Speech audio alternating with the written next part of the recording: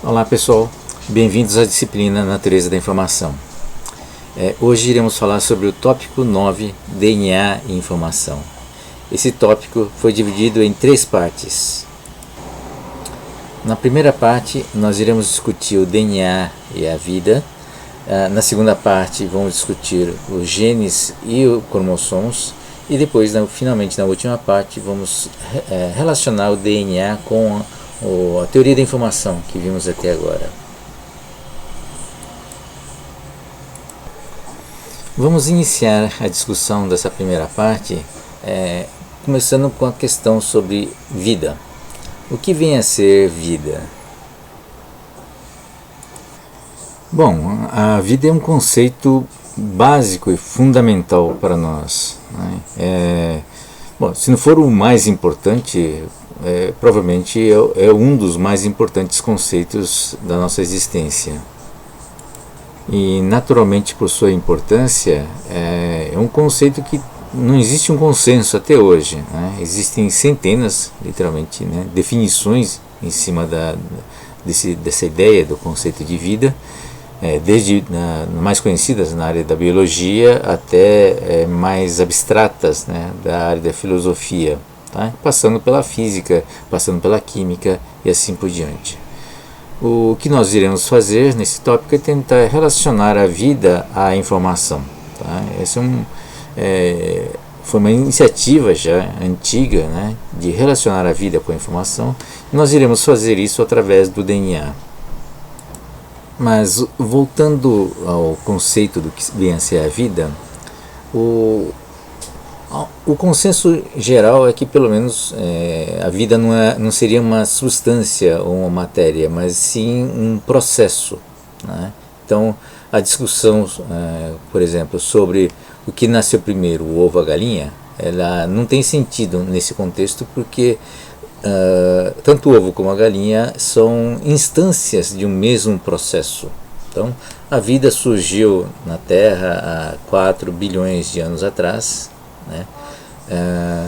E a partir do seu surgimento virou um processo contínuo, onde você teve uma diversificação, você teve um processo de adaptação e evolução. A vida mudou o próprio ambiente, né, o ecossistema da Terra. Por exemplo, o nível de oxigênio na Terra, o oxigênio foi gerado pela própria vida, né? A existência da vida permitiu a criação, através do seu metabolismo, a criação do oxigênio na atmosfera da Terra, tá? Então, a própria vida alterou o seu ecossistema, e o próprio ambiente também deu condições para a sustentação da vida. Então é um processo contínuo, né, que surgiu há 4 bilhões de anos atrás, passou por várias etapas, né, vários eventos críticos. Nós conhecemos pelo menos 6 extinções em massa, né, que a gente chama de extinção em massa, onde são eventos que geram uma grande quantidade, grande perda de espécies, né, de vida. E nós conhecemos 6, o último dos quais foi há 66 milhões de anos atrás, que provocou a extinção dos dinossauros, né, o famoso meteoro, né? Esse foi o 6º e último. E dizem que nós estamos no 7ª extinção, né, que é o provocado pelo ser humano, né? Então, essas extinções em massa marcam também o processo a qual a vida passou, né, e sobreviveu, né?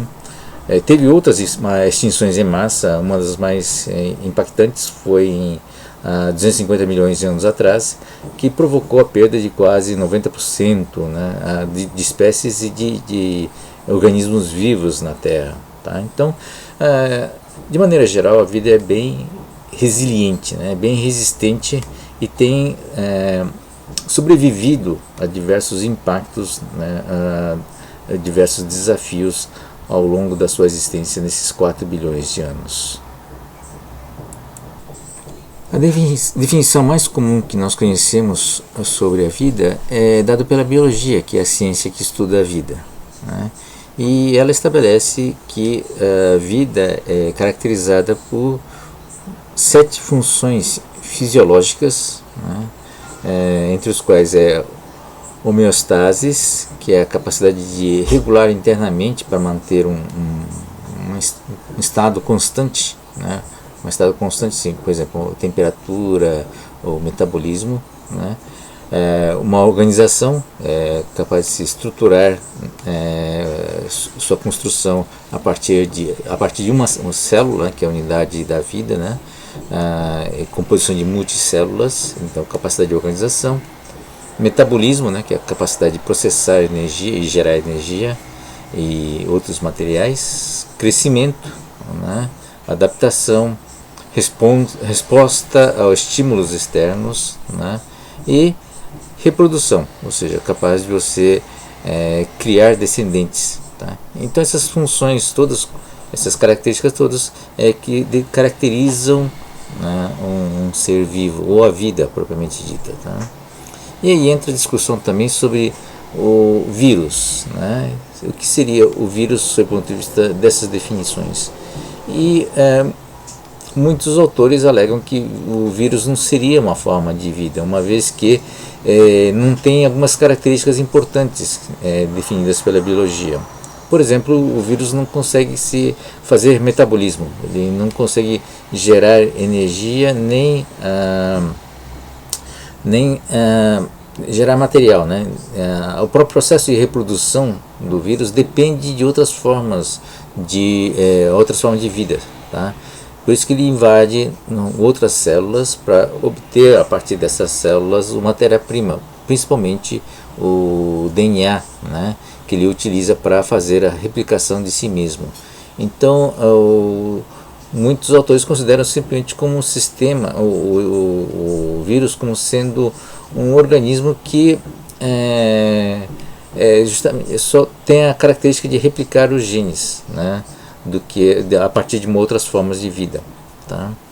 Então ele considera como sendo no limite, né, o vírus sendo um limite entre um elemento vivo ou não vivo. Tem outras definições da física, por exemplo, que caracteriza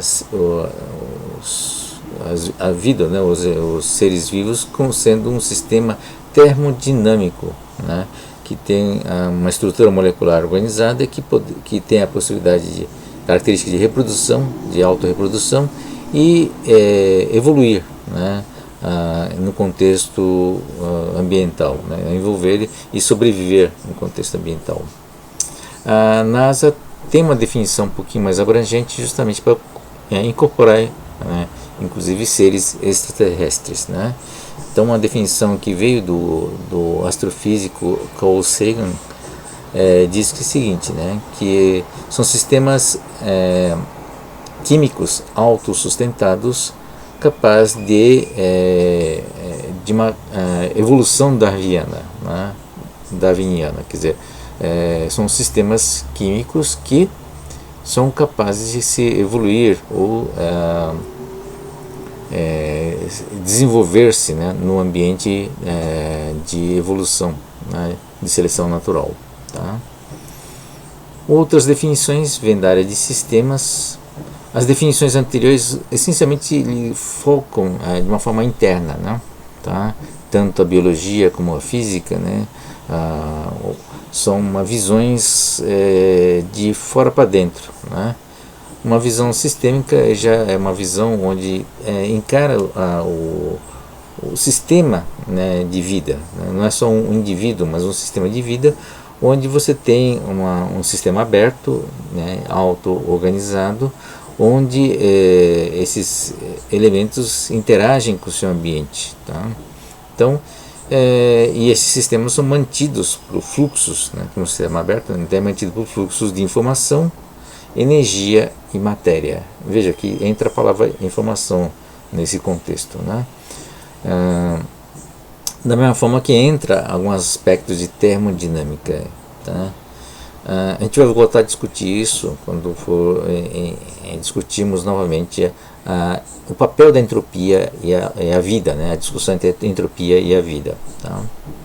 E finalmente tem uma hipótese interessante, né? Que é a hipótese chamada Gaia, né? Que foi proposto por um cientista chamado James Lovelock, em que ele sugere que a Terra inteira seja um organismo único, né, sob o ponto de vista da vida. Então, existiria um organismo único, né, responsável pela vida, chamado Gaia, né, e que seria responsável por toda a diversidade interna, mas no fundo seria um único processo, uma única vida, né, chamado Gaia. Enfim, a definição de vida ele envolve um conjunto de elementos, né? Quer dizer, o que se define como vida sendo a partir de ser um elemento, né? Um membro que tem uma determinada característica, ou a vida seria uma visão mais ampla, né? Uma sistêmica, onde você tem que olhar todo o conjunto de todos os elementos, espécies, né? E seu meio ambiente incluso, né?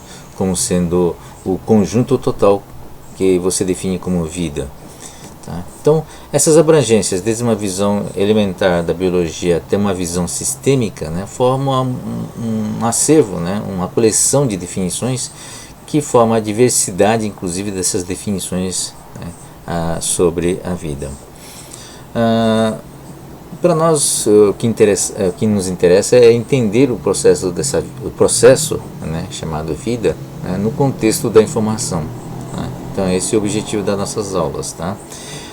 Uma das características importantes dessas definições é que, pelo menos, algumas características são universais, digamos assim. Né? O pessoal concorda que algumas características são importantes. Né?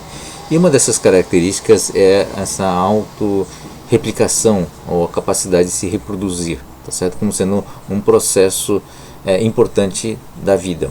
Tá? Isso nos interessa porque essa é uma passagem, esse processo de replicação envolve a passagem de informação. Tá? Então, é sobre essa ótica que iremos analisar agora algumas características a principal característica, na verdade, né, que seria a autorreplicação. Bom, e o que seria um autorreplicador? Então, qualquer entidade capaz de guardar e transmitir informação para criar cópias de si mesmo. Tá? Então, mesmo é um processo, né? Nesse sentido, o autorreplicador é um elemento dentro, uma característica dentro de um processo, onde você vai transmitir, né, uma informação para criar cópias de si mesmo. Tá? Tem algumas visões, né, o elemento egoísta, selfish, né, é um autor, onde as sequências de móveis de DNA, né, sem função específica da biologia e seus hospedeiros, existe somente para se manter. Né? Então a visão do DNA sendo um elemento egoísta, né, onde o objetivo principal do autorreplicador é manter, né, somente essa característica de replicação a partir da autorreplicação, né, do DNA. Tá? Então, historicamente, né, tanto pelo ponto de vista químico também, o primeiro autorreplicador provável teria sido o RNA. Né? E a partir dali houve uma evolução para o DNA, porque o DNA é um sistema duplicado, né? Tá? E hoje o principal elemento replicador na vida é o DNA. Tá? Alguns vírus ainda usam RNA. Tá? E tem outras entidades que têm essa característica de autorreplicador. A gente pode ver agora alguns exemplos de autorreplicação que não é necessariamente biológico, não necessariamente baseado em DNA. Tá? A gente vê nesse gráfico que está aqui. Essa tabela mostra vários elementos autorreplicadores. Alguns são biológicos e outros são artificiais. Tá? E está em ordem crescente de quantidade de informação, né, que eles contêm. A gente vai aprender a calcular também a quantidade de informações contidas dentro do DNA, tá? Mas de maneira geral, ele foi todos quantificado em bits, né? E o mais elementar deles é um programa em BASIC, né, que faz a autorreplicação, tá? E a questão, né, se for uma máquina ou se for em termos de informação, né, a pergunta seria qual seria a mínima estrutura, né, de informação para que uma máquina seja capaz de se autorreproduzir, considerando que ele já tem à disposição os elementos necessários para se fazer essa autorreprodução, né? Então são instruções apenas para fazer a sua automontagem, tá? E aí a resposta, né, para uma quantidade mínima, né, seria 1500 bits, né, para essa máquina, a partir de alternativas, conseguisse criar, né, se autorreproduzir, tá? Em termos de programa, nós temos aqui o BASIC, né, que também é nossa ordem de grandeza, tá? E até à medida que vai avançando na tabela, você vai vendo a quantidade de bits, né, que vai aumentando, tá? Tá em 10 a sexta, então é megabits, né, tá? Então algumas plantas já chegam na ordem de 230 centenas, né, de megabits, né? Enquanto que o vírus estão uma ordem bem menor, né, em termos de quantidade de bits. A gente vai ver depois um slide específico, né, sobre a quantidade de bits de cada tipo, né, de espécies.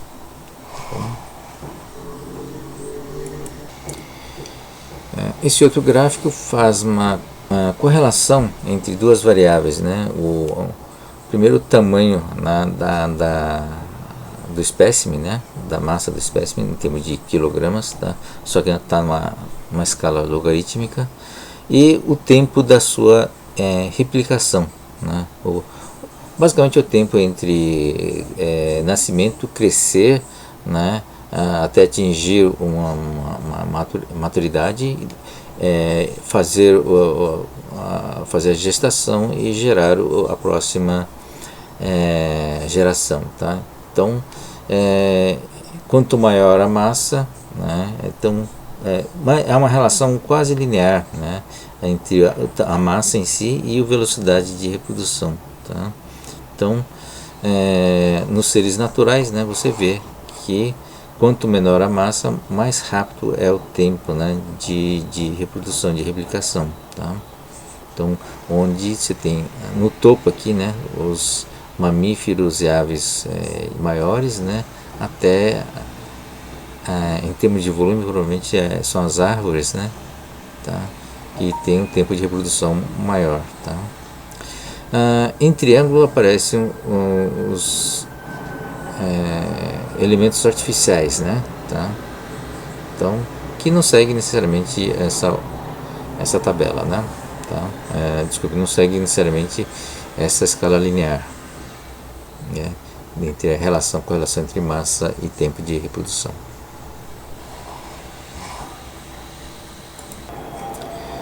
Bom, qual a relação entre a vida, né, e informação? Um dos primeiros a discutir essa relação foi um cientista austríaco chamado Erwin Schrödinger, tá? Mais conhecido também pelos seus trabalhos na área de física quântica, tá? Tem um famoso experimento, né, do gato de Schrödinger, que é aquela questão, né, o próprio acesso à informação faz com que crie uma alteração da própria informação, né? Então, bem mais tarde, né, 10 anos depois, ele fez uma palestra no Trinity College de Londres, né, onde ele definiu a vida como sendo um balanço delicado entre energia, entropia e informação, né? E mais tarde ele escreveu um livro chamado What's Life, ou O que é a Vida, né? e que serviu para alguns cientistas para a descoberta da estrutura do DNA. Quer dizer, na época o próprio Schrödinger não sabia, não conhecia, né? Ele simplesmente especulou que haveria uma molécula que armazenasse a informação responsável pela vida, né? Pela transmissão da vida. Tá? Então, o que vem a ser, o que ele discutiu, né? Essa relação entre energia, entropia e informação? Bom, temos a segunda teoria da termodinâmica de Boltzmann, né, que estabelece que a entropia é irreversível, né, que seria um processo universal, onde quando você tem um sistema fechado, onde você tem os elementos com várias temperaturas, né, eles tendem a se uniformizar. Né. Bom, ele teorizou, né, o Schrödinger teorizou de que a vida seria uma entropia negativa, onde o papel da vida seria tentar reverter, né, a entropia. Tá? Mais tarde, né, quer dizer, nesse mesmo livro mesmo, ele comenta que talvez essa expressão de entropia negativa não fosse adequada. Né? Ele falou, na verdade, de que num processo maior, numa visão sistêmica, né, a própria vida não é capaz de criar mais energia a ponto de reverter, né, o processo da entropia.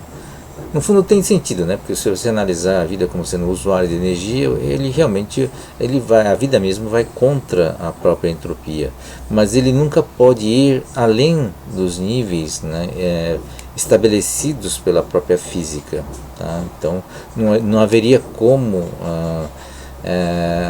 a vida mesmo ir contra o processo da entropia no sentido mais amplo, né? Nos sistemas mais amplos. Tá? Então ele comenta que, o próprio Schrödinger comenta que teria que discutir, na verdade, do seu ponto de vista de energia, né? Na verdade, o conceito de energia livre, tá? Que na verdade a vida captura essa energia livre, né, num sistema aberto e transforma isso, utiliza essa energia livre, né, para aparentemente ser uma anti-entropia, mas na verdade ele está simplesmente aproveitando essa energia já existente que é capturada para manter a vida, né? Fazer a manutenção da vida. A discussão dele avança para a seguinte questão, né? Então os seres vivos, né, eles capturam essa energia livre, utilizam essa energia para fazer uma coisa aparentemente parecida com uma entropia negativa. Tá? Mas para isso ele precisaria de informação, né, para criar organismos, criar estruturas que têm essa capacidade de fazer esse aproveitamento da energia, né, para fazer esse processo. Então, e o próprio então ele especula que haveria um processo interno, né, tá, um processo que quando tivesse essa informação necessária para fazer essa sustentação da vida, né, para aproveitar essas energias livres, né? Como é que esses organismos fazem isso, né, para evitar a entropia? Ele usa os seres vivos comem, né, bebem, respiram, né, ou converte energia, assimila energia, né, por exemplo, a energia do sol, né, no caso das plantas, para gerar e acumular energia. Então, é um conjunto de processos baseado em informação que permitem a utilização dessa energia livre, né, para manter organismos vivos crescendo, né, e expandindo. Tá? Essa aparente contradição entre a segunda lei da termodinâmica, né, e a função da vida, né, essa questão da vida criando uma anti-entropia, tá, é conhecida também como um paradoxo do Schrödinger. Tá? O próprio Schrödinger evolui essa discussão, né, dizendo que o próprio mecanismo interno, né, que contém essa informação sobre organismos, né, o desenvolvimento de mecanismos de organismos capazes de ir contra a própria entropia, ele também possui um mecanismo que faz com que esses organismos acabem morrendo, né? Então, isso foi descoberto mais tarde, né, que o próprio DNA ele é um mecanismo, na verdade, que contém todas as informações de replicação e de criação de organismos, mas também o próprio DNA contém mecanismo de eliminar a própria existência, né, a própria vida. Tá? Todos os seres vivos, né, acabam morrendo. Né? E com isso ele chega à conclusão que a própria capacidade, né, desse dispositivo de armazenar informação, que no caso é o DNA, tá? Ele provê a solução desse paradoxo, né, do Schrödinger, tá? Que faz com que a própria vida, né, e a entropia sejam compatíveis, a segunda lei da termodinâmica sejam compatíveis, tá? Através de um processo onde você cria a vida e depois extingue, né, esses elementos que compõem os elementos da vida, tá? Mas o processo evolutivo continua, né? A vida como um processo ele continua apesar dessa aparente, né, morte codificada através do DNA. Assim, se não há incompatibilidade entre a segunda lei da termodinâmica, né, e a própria vida, a vida acaba sendo definida como sendo um processo contínuo, né, de sistema dinâmico de conversão de energia, onde na verdade você tenta simplesmente manter a informação, desenvolver a informação, né, cada vez mais, e um processo onde no fim você vai ter só uma evolução, um processo evolutivo de informação, né, num contexto darwiniano, né, onde você tem a evolução, né, da informação mais apta, né, num processo contínuo onde a entropia vai sendo cada vez maior, né, vai sendo crescente. Enfim, essa é uma discussão muito complexa, né? Envolve aspectos físicos, biológicos e filosóficos, né?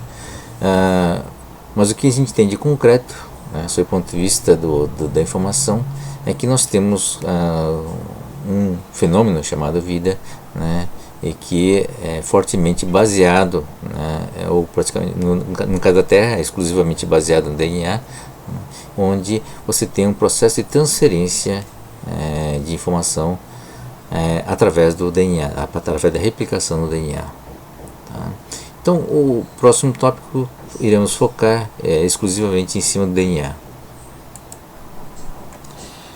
Vamos fazer uma rápida revisão do que vem a ser o DNA, que acredito que a maioria de vocês já tenha visto isso no ensino médio. O DNA é um longo polímero, né, de unidades de carbono, né, não tem limite de tamanho, tá? Então você pode ir encadeando numa sequência extremamente longas, né, e ligado a essas cadeias de carbono, de moléculas de açúcar, né, tem as 4 bases nitrogenadas, né, que é conhecido como adenina, timina, citosina e guanina, e conhecida também com as suas iniciais A, T, C e G. Tá? E é a sequência dessas bases que, no fundo, carrega as informações no DNA. Tá? Então, temos processos de leitura, de escrita e leitura de replicação que caracteriza, né, os processos em cima ou sobre o DNA. A base, portanto, dessa cadeia de polímeros, né, que é formado, né, por essas moléculas de açúcar. Tá? Uma é uma cadeia de 5, né, ele não é simétrica, tá? Então tem uma ponta, um lado que é de 5 carbonos e outro pelo 3 carbonos, tá? Cadeia. Então tem uma terminação de 5 e uma terminação de valência 3. Tá? Então, ele, como não é simétrico, significa que tem uma direção, tá? E o DNA é formado por duas cadeias intercaladas, né? Tá? Dois ramos combinados, tá? Uma figura melhor talvez seja essa aqui, né? Tá? Então aqui mostra, né, a base em fosfato, né, que faz monta a cadeia do polímero, tá? E depois ligado ao nucleotídeos, né, tem as 4 composições: adenina, guanina, citosina e timina, tá? Formando a possibilidade de dois tipos de conexões, de ligações, né, de pares base, tá?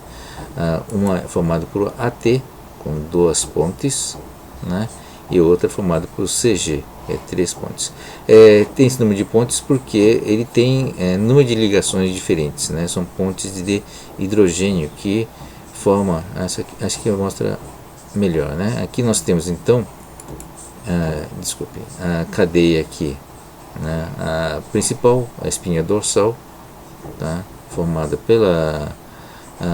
pelo polímero, né, o elemento do polímero. Tem os fosfatos aqui, tá, aqui é a cadeia de carbono, e aqui é a cadeia de carbono nitrogenada, tá, que cria essas pontes. E aqui nós temos, né, o CG, tá, e que aqui representa as pontes de hidrogênio, né, o H, que faz a conexão entre o C e o G, tá?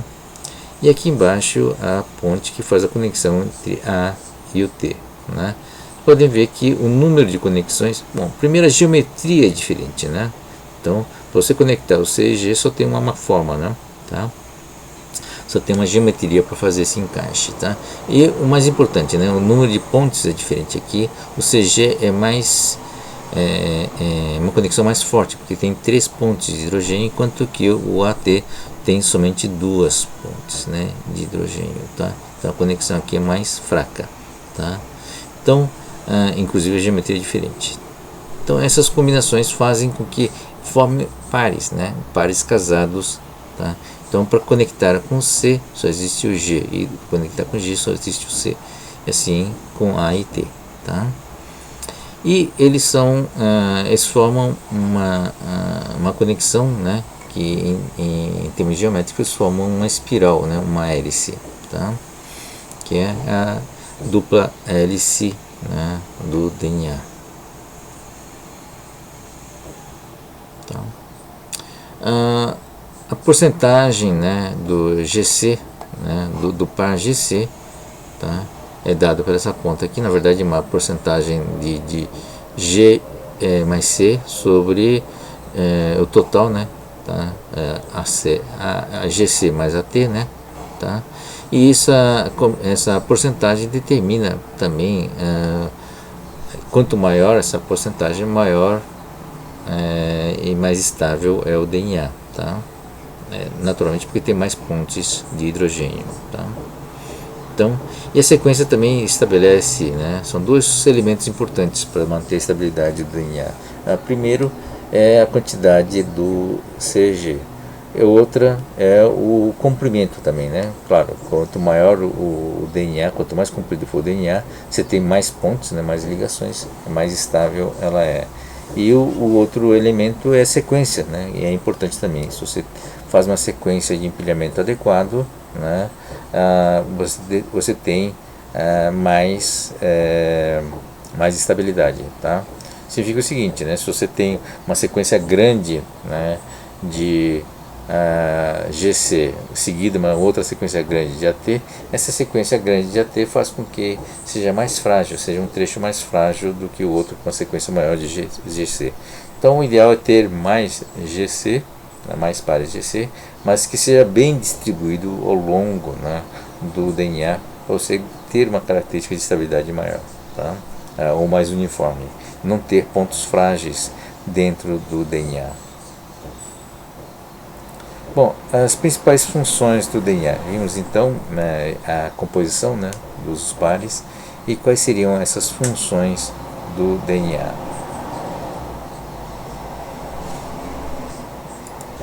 Bom, a primeira grande função do DNA é servir de memória, né? É a memória genética, né, de todos os seres vivos. Tá?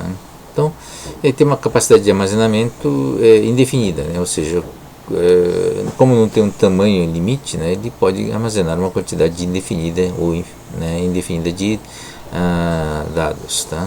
Então, o exemplo aqui do cromossomo humano, né, que é o número 1, o cromossomo número 1 contém aproximadamente 220 milhões de pares bases, tá? Então, bastante, 220 mega, né, pares bases, tá? Em média aproximadamente 85 milímetros, tá? Então é uma cadeia, claro que ele é enrolado, né?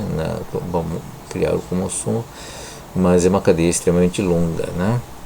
Capacidade do DNA de preservar a informação, alguns experimentos, né, dizem que são centenas de milhões de anos, mas existem controvérsias nessas medidas, tá? Não necessariamente mantém todos os fragmentos, tá? Mas depende, claro, do ambiente também, tá? Mas a gente sabe que tem uma capacidade muito boa, né, de preservar informação por um longo período de tempo, tá? Uma outra característica interessante é justamente para os seres vivos, né?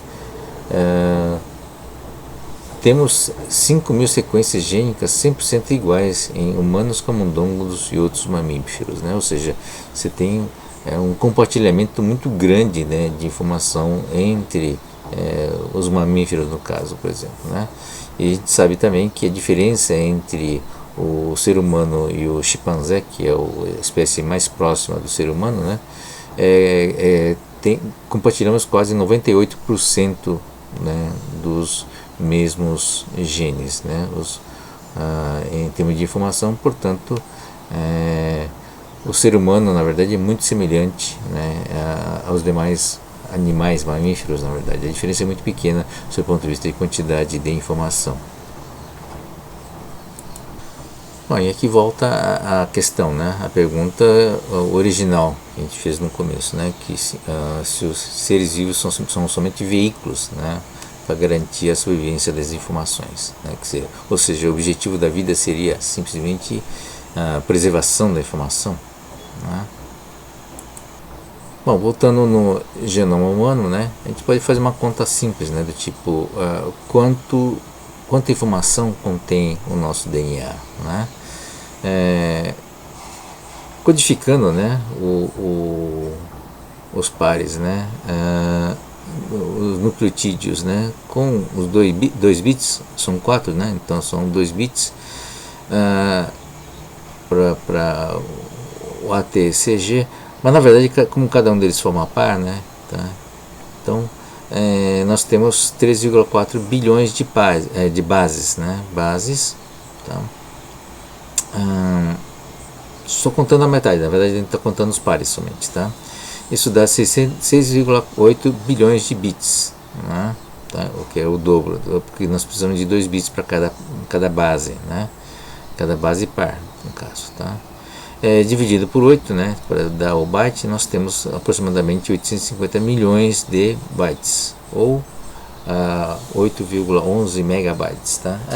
Aqui o byte, o mega na unidade aqui, ele é binária, tá? Então, por exemplo, 1K em binário não dá 1000, né? Não é a mesma unidade do sistema métrico, tá? O K em binário dá 1024, né, unidades, tá? Então é por isso que é menor, né? Dá 811 megabytes, tá? Então, só para comparação, né, um CD-ROM armazena 650 megabytes. Esse é o CD-ROM no padrão antigo, né? O padrão mais recente deve chegar perto de 750 megabytes, tá? Então, o que a gente quer dizer é que aproximadamente toda a informação, né, do nosso DNA individual, né, cabe num CD, quase cabe num CD, um único CD, tá bom? Em termos de quantidade de informação, né, calculando pelo Shannon, né, Esse é o número bruto, né, de bits, tá? Mas se calcularmos a quantidade de informação, temos a possibilidade de diminuir ainda mais, né, a quantidade final de bits, passando por um processo de compressão, tá? Então, se analisar a quantidade de informação, se a entropia, né, se assumíssemos, né, que a probabilidade de ocorrência de A, T, G e C fosse equiprovável, nós teríamos a quantidade de informação máxima, a entropia máxima, né, e o que ia valer essa quantidade de bits, né. Não teria possibilidade de ter compressão. Mas na verdade, no genoma humano, né, a porcentagem aqui do GC e do porcentagem do AT são diferentes, tá? Então, no ser humano a porcentagem GC é 43%, tá? É menor que 50% por isso, né? Então, a probabilidade de G é 21,5, a probabilidade de C é 21,5, do A e o T é 28,5, né? Na verdade eu complemento isso aqui para dar 100%. Então, se o GC é 43%, o AT vai dar 57%, né, que é dividido nos dois aqui. Calculando a quantidade de informação, nós temos, né, um HDS, a entropia de 1,9858. E se multiplica pelo número de bits, né, originais, nós temos aproximadamente 805 megabytes. Tá? Então, é uma quantidade um pouquinho menor do que foi calculado originalmente, né, de 811 megabytes. Tá? É isso, então esse é um exemplo de cálculo, né, da quantidade de informação para cada espécie. Tá? É o que nós iremos fazer em alguns exemplos mais à frente. Bom, o DNA não serve somente para armazenar a informação, né? Ele também tem algumas funções, chamamos de funções biológicas, tá? Para manter um organismo vivo, né? Criar um organismo e manter o organismo vivo. Tá? Então, essas são as funções biológicas do DNA. Tá? Em relação a isso, existem algumas discussões, né? E uma discussão interessante é a hipótese do gene egoísta, né, formulada por Richard Dawkins. Tá? E ele fala que mesmo com a criação de organismos que têm as funções biológicas do DNA,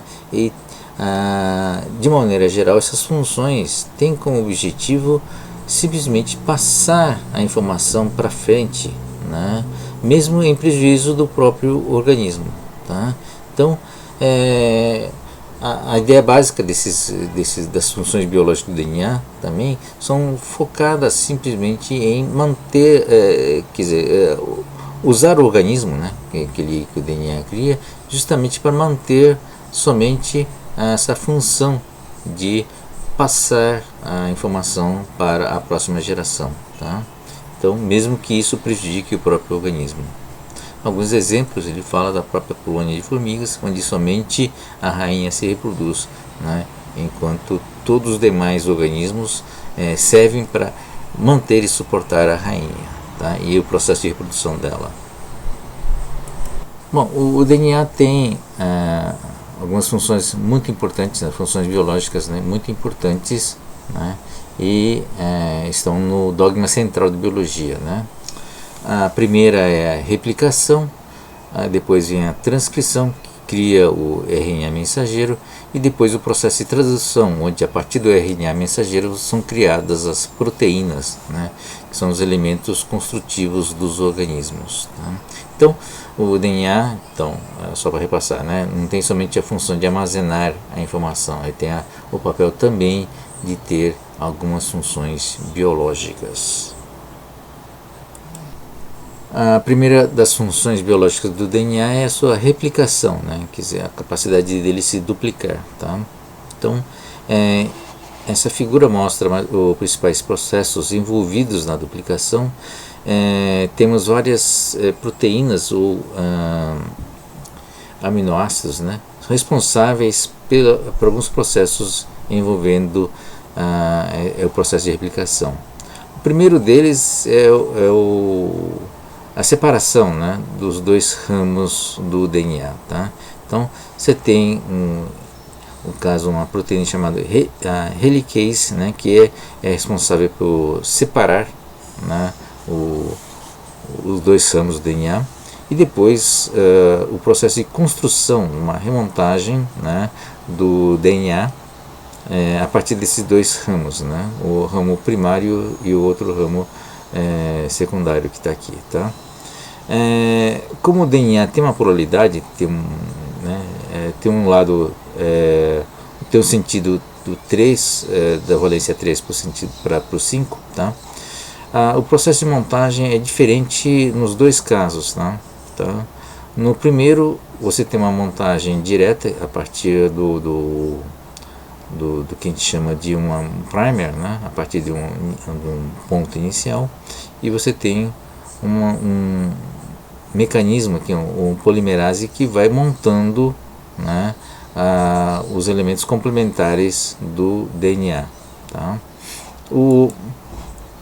No caso do outro ramo, tá, que cresce no sentido diferente, tá, a montagem sempre faz no mesmo sentido, né, mas como aqui o ramo aqui tem uma polaridade, né, um sentido diferente, a montagem é feita por fragmentos, né, por trechos, que é chamado de fragmentos Okazaki, tá? Então são colocados primers, né, em determinados trechos, são iniciador, né, e depois a montagem é feita no mesmo sentido do ramo primário, tá? Então acho que temos um desenho de animação.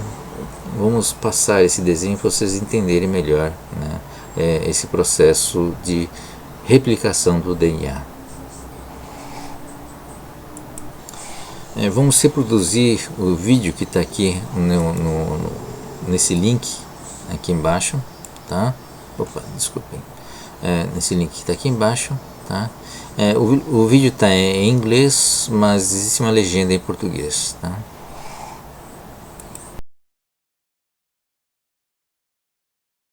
DNA is a molecule made up of two strands, twisted around each other in a double helix shape. Each strand is made up of a sequence of 4 chemical bases, represented by the letters A, C, G, and T. The two strands are complementary. This means that wherever there's a T in one strand, there will be an A in the opposite strand, and wherever there's a C, there will be a G in the other strand. Each strand has a 5' end and a 3' end.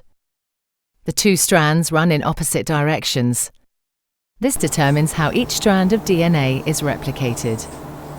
The first step in DNA replication is to separate the two strands. This unzipping is done by an enzyme called helicase and results in the formation of a replication fork.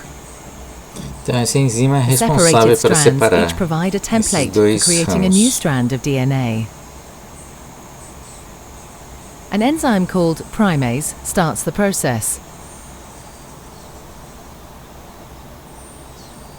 This enzyme makes a small piece of RNA called a primer.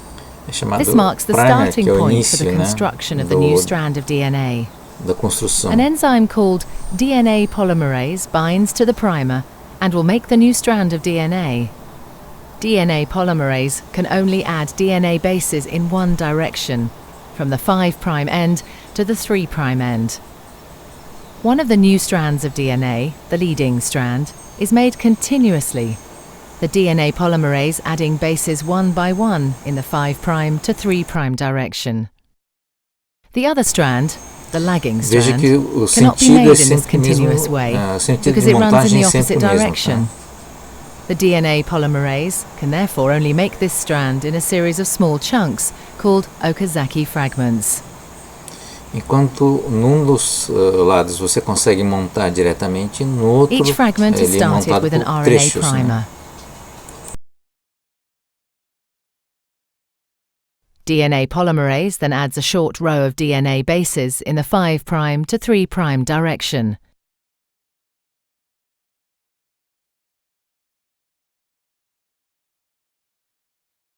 The next primer is then added further down the lagging strand.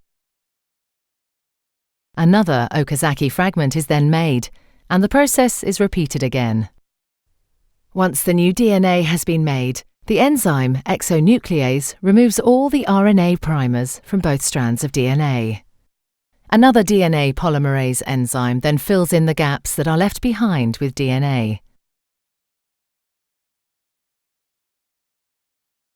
Finally, the enzyme DNA ligase seals up the fragments of DNA in both strands to form a continuous double strand.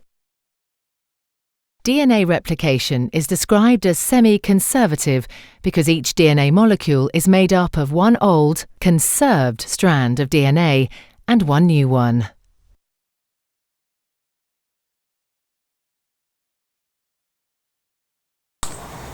A segunda função biológica do DNA é a transcrição, que é a criação do RNA mensageiro. O RNA mensageiro, por sua vez, tem um papel depois de fazer a tradução, que é o processo de criação das proteínas. Bom, o RNA é um pouco diferente do DNA, né? Quimicamente diferente, né?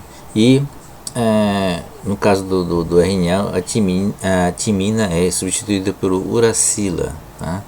E o RNA, como é uma transcrição, né, normalmente um trecho de gene, é a parte responsável para a criação dos aminoácidos, tá? Então obtém-se uma sequência de bases complementares, tá? Então o que é A no DNA vira U, né, e o que era T vira A, e que era G vira C e C vira G, né? Assim, é um complemento um do outro, justamente por ser uma transcrição, tá? Dentro de uma célula, o RNA mensageiros são transportados do núcleo para o citoplasma, né? Onde você tem o material para construir os aminoácidos, né? E as proteínas são construídas por essas cadeias, né, de aminoácidos. O aminoácido é o elemento básico, né, e a composição de aminoácido é que gera a proteína. E aí a proteína tem muitas funções, né, dentro do processo celular, desde a parte construtiva, a proteína construtiva, até a parte energética, tá? Então todos os processos metabólicos, todos os processos envolvidos, né, na vida da célula, né, tem proteína envolvida. Então dentro de uma célula nós temos o seu núcleo, né, tem a transcrição, dentro do núcleo, né, e a partir dessa transcrição o RNA mensageiro sai do núcleo, né, e dentro do citoplasma ele vai gerando inúmeras proteínas, né, nos processos de geração de energia, processo de construção dos outros demais elementos que compõem a célula, tá? Então a célula é o elemento básico, né, da vida, e o vírus não contém uma série de elementos, né, basicamente uma estrutura ou DNA ou RNA puro, né, e não tem essas características metabólicas que compõem uma célula, motivo pelo qual o vírus fica realmente no meio termo entre um ser vivo e um ser inanimado. Cada aminoácido criado, né, é composto por uma palavra de 3 letras, na verdade as 3 letras do DNA, né, do RNA, tá?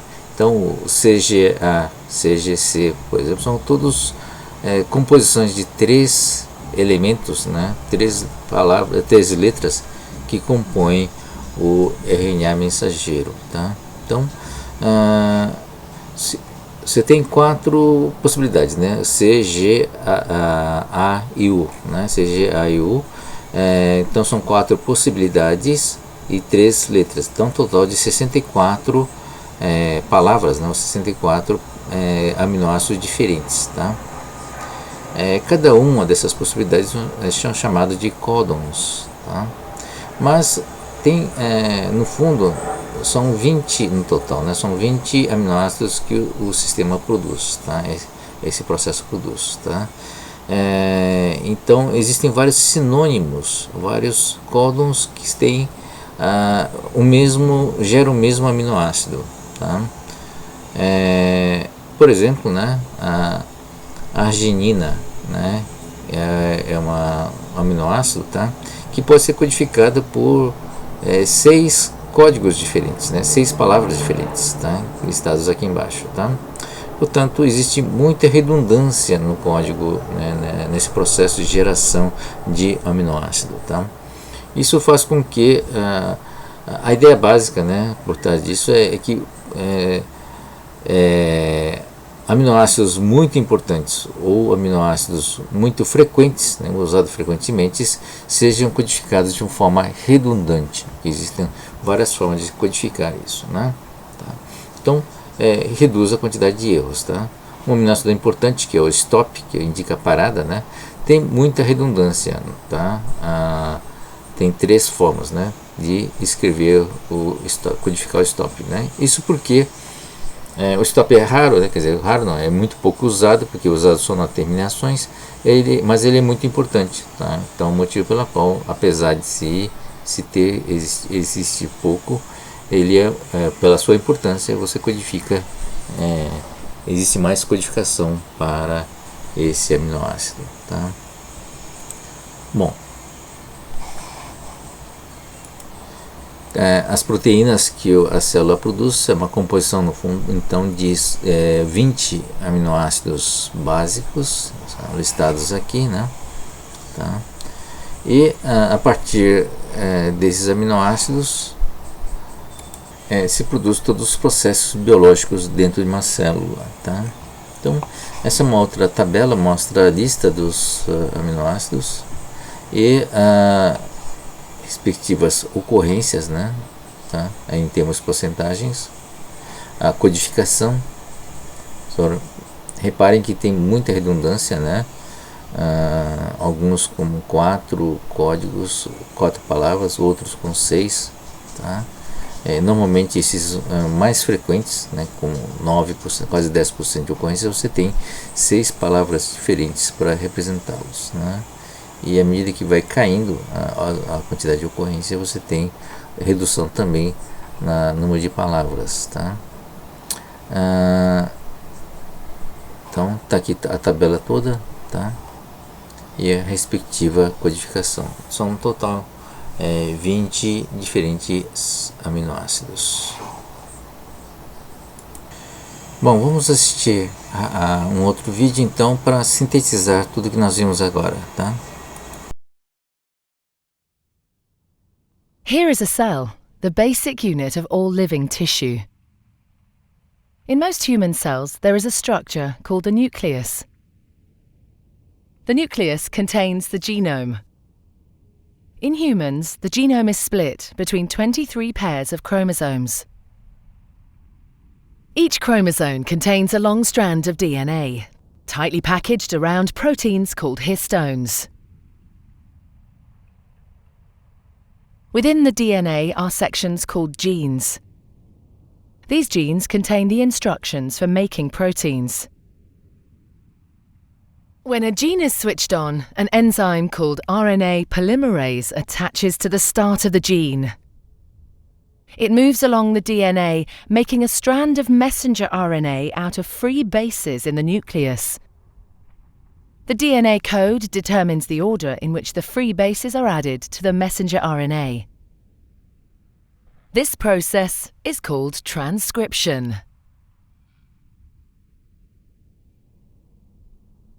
Before the messenger RNA can be used as a template for the production of proteins, it needs to be processed. This involves removing and adding sections of RNA.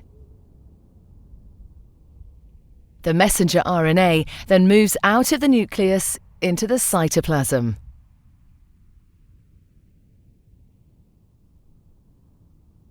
Protein factories in the cytoplasm, called ribosomes, bind to the messenger RNA. The ribosome reads the code in the messenger RNA to produce a chain made up of amino acids. There are 20 different types of amino acid. transfer RNA molecules carry the amino acids to the ribosome. The messenger RNA is read 3 bases at a time. As each triplet is read, a transfer RNA delivers the corresponding amino acid. This is added to a growing chain of amino acids. E assim vão Once construindo the as last proteínas, amino né? acid has been Composição added, the de chain vários folds into a complex aminoácidos 3D shape diferentes. to form the protein.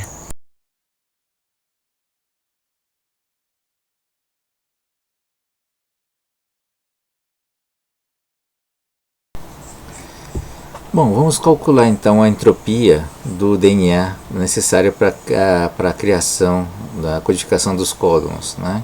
Nós vimos que tem muitas redundâncias, mas em todo caso, para os 64 possíveis códons, né, precisaríamos de 6 bits, e utilizando a distribuição que nós vimos na tabela anterior, né, das ocorrências de cada um dos 20 aminoácidos, nós temos uma entropia de 4,21, fazendo essa conta toda, tá? E portanto nós precisaríamos de 4,21 bits para nomear todos os 20, na verdade 20 aminoácidos, tá? E de uma maneira geral, o código genético é muito eficiente, né? Utiliza quase uma letra a mais do que precisa, né? Com 2 letras só são possíveis 4 vezes 4, 16 codificações, né? Nós temos 20 codificações, então ele usa uma letra a mais. E ao mesmo tempo é um código robusto, né, que possui certa redundância. Ele utiliza esse espaço a mais da codificação para criar redundâncias, né? Então os bits adicionais são utilizados para que o mesmo aminoácido possa ser expresso em pelo menos 2 ou mais formas diferentes, né? Então uma troca de nucleotídeo ou um erro, por exemplo, pode ser corrigido com esse mapeamento, né, de codificações distintas, redundantes, tá? Bom, por que o DNA é robusto, né? Então, de maneira geral, temos vários motivos para garantir que não haja degradação da informação da genética contida no DNA, né? Primeiro, o DNA tem essa conexão em pares, tá? Que faz com que o A e o T sejam ligados de uma forma complementar, e o C e o G também, né? Se faltar um desses nucleotídeos, né, de um par, né, você olhando para o seu par, você consegue montar, né, consegue saber qual que está faltando, tá? Então existem processos, né, enzimas que vão correndo, estão sempre correndo, né, em cima do DNA, fazendo esses reparos, tá? Vão corrigindo esses defeitos à medida que vão encontrando, tá? Resistência e durabilidade. Bom, uma cadeia é uma cadeia de polímero, né, que tem uma grande resistência e durabilidade. Alguns tem artigos que falam que relatam, né, que tem DNA de 250 milhões de anos, tá? Mas de maneira geral no meio acadêmico é considerado que dura aproximadamente 1 milhão de anos. Ele vai se fragmentando, né? Sobrevive no meio ambiente por 1 milhão de anos, que já é bastante tempo. A estrutura duplo hélix, né? Do dupla hélice, né, do DNA, faz com que haja regiões, né, de distâncias diferentes, né, dentro do DNA, tá? Então é chamado de groove, né? Tem o maior e o menor groove, né? E que determina uma distância diferentes entre os pares nucleotídeos, tá? Então regiões de maior groove, né, tem um espaço maior. Na verdade ele acaba facilitando um pouco abrir essa abertura e ter uma interação maior com proteínas, né, quando você cria essas cadeias de proteínas a partir do DNA. Então, e também a quantidade de informações também associadas nessas distâncias, diferentes distâncias, né? Essas diferentes distâncias entre ao longo do DNA, né, entre o groove maior e o groove menor, formar uma onda senoidal, né, e que permite que haja uma quantidade de informação maior nesses espaços, uma distâncias maiores entre os grooves, tá? E os grooves menores são utilizados mais para dar estabilidade ao DNA, né? Como são mais próximos, você põe componentes que permitem uma fixação melhor, né? Uma estrutura, uma resistência maior ao DNA, tá? Essas regiões de maior groove são onde estão localizados os genes que permitem a sua conversão, né, a criação dos ramos para o RNA mensageiro. Bom, encerramos aqui essa primeira parte dessa aula, desse tópico, né, sobre DNA e informação, tá? Na segunda parte iremos ver a composição maior do DNA, né, e na forma de cromossomos e os seus genes, né, na manifestação dos genes mais ligados à parte dos seres vivos. Essa primeira parte a gente concentrou mais no DNA e as características do DNA associadas à informação, tá bom? Então vejo vocês na segunda parte então. Até mais.